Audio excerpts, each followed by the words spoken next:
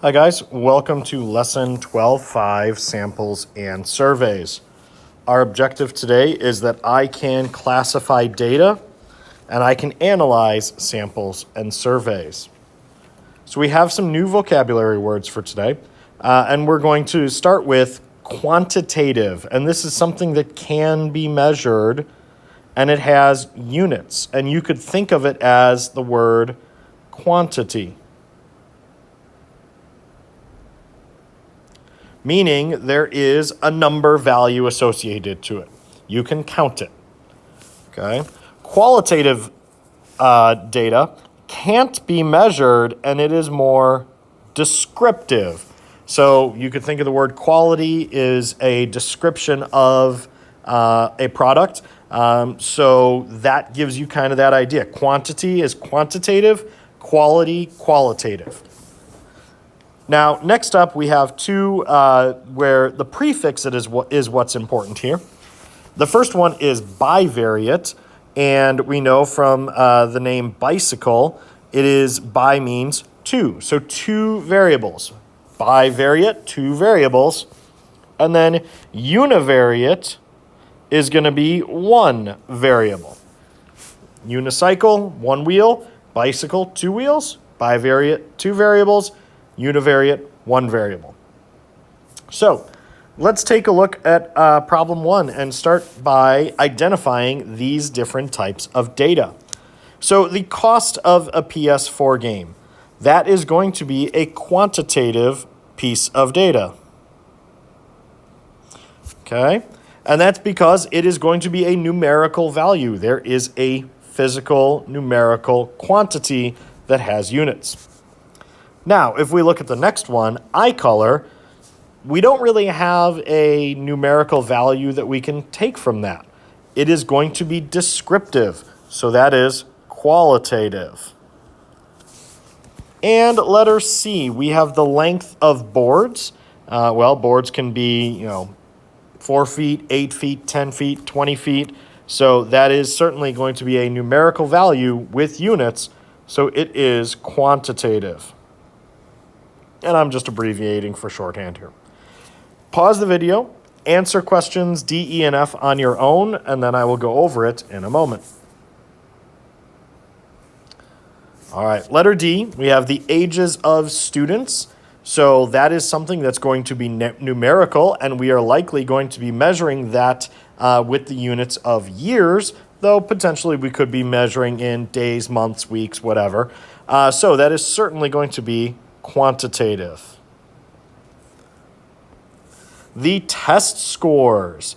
Test scores for a student are also going to be quantitative because the units that we're going to be using is either a percentage, or it's going to be points, or it's going to be your RIT score, something like that, where it's a numerical value that has units attached to it.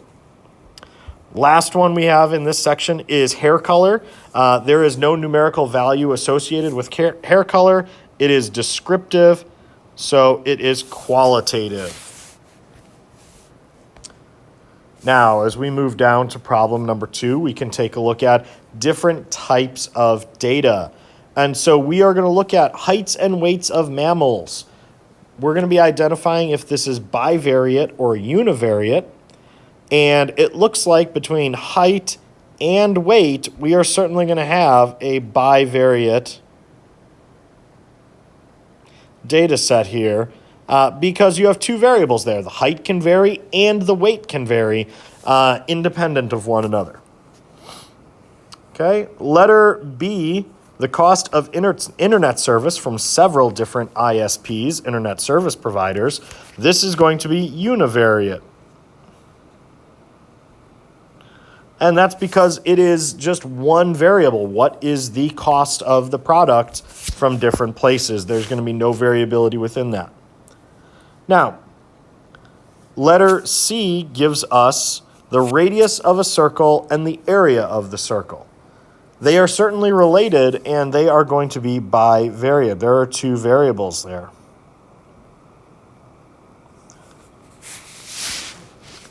And the last one, the cost of renting a taxi based on the number of miles driven. Those those are going to be bivariate. You have two numerical variables in place there. You have the cost and you have the number of miles that are being driven. Oftentimes when you have a taxi that you're renting, there's going to be a fee just to pull the taxi or get them to pull over. And then you are paying per mile after that. So in Chicago, it's a certain fee to pull it, and then you get 1 mile, and then every mile or every tenth of a mile or mile beyond that is an additional charge. Now, problem 3 is when you're designing a survey to collect some data, problem 3 is something that you want to keep in mind. And so we've got some definitions here, and we're going to choose a sample. So first off, your population is the entire group that you want to be sampled. So this is everyone in the group, all right? Now, the sample is going to be part of a larger group, and these are the ones that we're going to survey because, depending on the size of your population, if we're looking at the population of our class, it wouldn't be too difficult to survey everybody in the class. But if we're looking at a population of the school or the entire school district, or, for example, the state of Illinois, it would be really difficult for us to actually go out and survey and get a response from every single person in the group. So we come up with a sample, which is a small representative part of the larger group that we can use to extrapolate or take our data from a small scale and bring it to the large scale. We talked about this way back in chapter 2 when we were talking about percent error. We looked at the fact that we were taking a sample of every fifth part or whatever it was that was coming off an assembly line and evaluating it and making a judgment on the entire product run based on the errors or mistakes we saw in a small amount. So we took a sample from the larger population of everything that was produced because we're not going to be able to test literally every product that comes across an assembly line. We take a small sample, we test it, and we extrapolate the data out to the rest of it. So there are multiple sampling methods that we can use. Random sampling is you are selected entirely by chance. It's completely random, complete luck as to who is being taken. Now, the next one is a little more, it's called systematic, and there is a systematic way in which we are doing it. You select a number at random, okay? So it still has that random chance, but then you are surveying every nth person that goes by. So this might be you look at every 10th product off of the production line, or you talk to every 20th person that walks into the school building in the morning and you survey them. This is a great way to get a random sample that is fairly quick and efficient in terms of being evaluated. And then there's stratified. Stratified is where you start by splitting your population into smaller groups, and then you survey at random within each groups. So if I'm trying to sample some data for Huntley Middle School, I may first split the group into 6th grade, 7th grade, and 8th grade, and then within each grade level, I'm going to take a random sample. Now, the advantage of stratified is you guarantee that you're going to get representation from each of the groups. If you use systematic or random, you may not necessarily get someone from 6th grade and 8th grade walking in as that singular random person that you're going for. So stratified is a great option when you have variability within your population and when you want to know how do subgroups react to a certain topic. So, next up is determining bias in a survey question. Now, bias makes assumptions that may or may not be true. And there is a saying about what it means to assume, but we're not going to go into that. Making assumptions, though, can be dangerous when you are making surveys. Bias also comes into survey questions by trying to lead someone towards one answer or another. So we're going to look at these, and I'm going to just tell you right now, each one of these 4 questions provided has a bias in it. It is problematic, and we are going to try to correct them. So, letter A, do you prefer exciting action movies or boring documentaries? Well, if we look at it, the words exciting and boring are certainly going to skew somebody's answers, or potentially could skew somebody's answers in a particular direction. So the way we could rewrite this question is, what genre or type of movies do you prefer?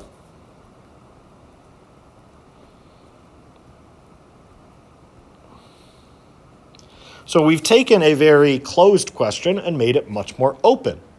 Now somebody can choose. Maybe somebody wants a romance novel, or movie. Maybe somebody their preference is a comedy. Maybe somebody their preference is like a family friendly or an animated movie. So this, by asking what genre of movies, we are opening it up to a broader range of responses. We're also not making that judgmental step of saying a movie is exciting or boring. So, letter B. Do you support the economic growth that the new highway will bring, or are you opposed to the project? So, the problematic aspect here is, by putting in the economic growth, you're making an assumption that by building this highway, you are going to get economic growth. And as you may have studied in social studies, with the building of the interstate system, many small towns did not see economic growth as a result of the interstates. Quite frankly, they lost population, they lost revenue and economic activity. If you watch the movie Cars, that is the entire point of the first Cars movie. Radiator Springs gets passed over by a highway and the economy goes under.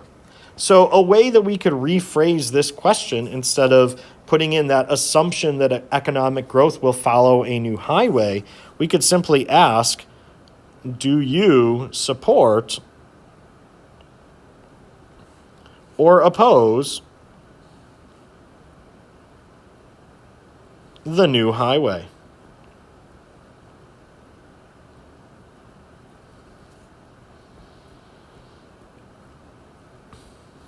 We've taken the judgment out. We've also taken assumptions out that could potentially sway it, because people may say, oh, economic growth, who would be against that?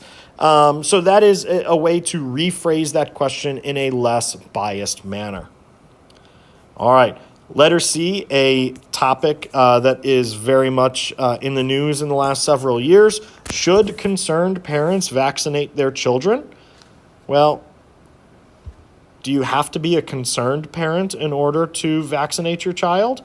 Not necessarily. So we would simply strike that question or that word, and the rest of the question still reads effectively on its own then. Should parents vaccinate their children? Now, it's an opinion question, but we're not putting a stigma against someone who may say no, because if somebody says no, they may feel like, well, then does that make me not a concerned parent, when that is something that they're choosing not to do for whatever reason.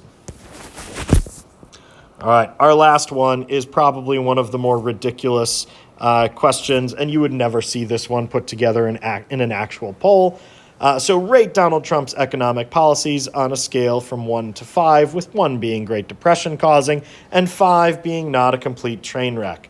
Now, whenever you give an economic scale, or not even an economic, whenever you give a rating scale, you want to be non-judgmental and non-biased in your bookends of what the scale is.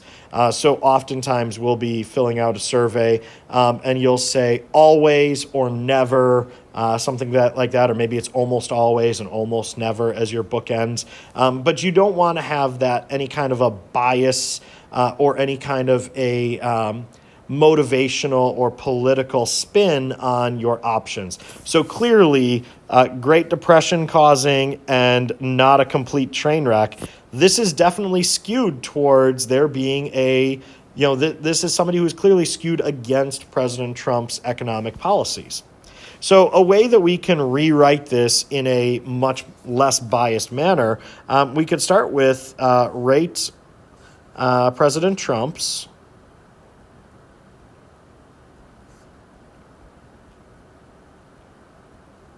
economic policies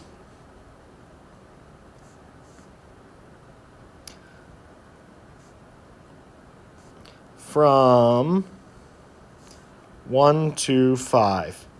And so far, that's really the same. We didn't change anything because that part of the question was fine, but we need to change what our rating scale would be. So we would say with 1 being ineffective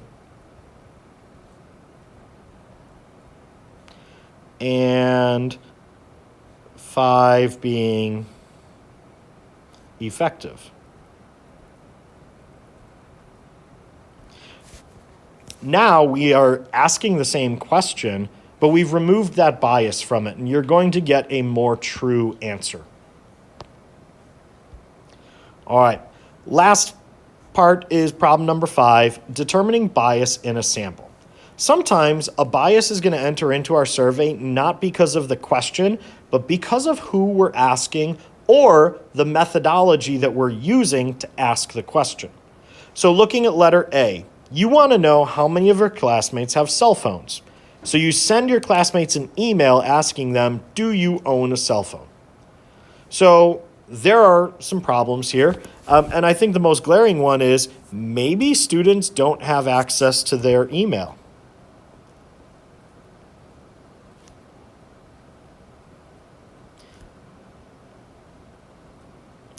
I know I've seen some of you open up your inboxes and you have, 100 or 200 unread messages in them. So not having access to email is certainly a reason why this would not necessarily be the best sample. Another one might be that students who don't have cell phones have less of a chance of responding to this question. Right? If they don't have a cell phone, they may not be able to access their email all the time, be able to respond to this survey. Okay?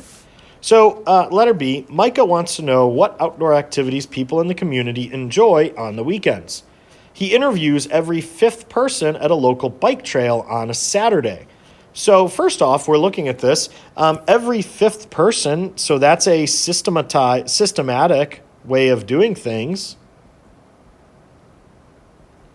So that aspect of it isn't really all that problematic. A systematic survey is a great survey method. However, we're going to look at the fact that it's at a local bike trail on a Saturday, and he wants to know what outdoor activities people in the community enjoy. So he's out on a weekend at a place where it is an outdoor activity. This is potentially going to lead towards a bias in his responses towards people that are interested in biking, because he's at a bike trail asking what people do on the weekend. He's at a place where people are doing something on the weekend and asking them their preference. So he's already at an outdoor activity.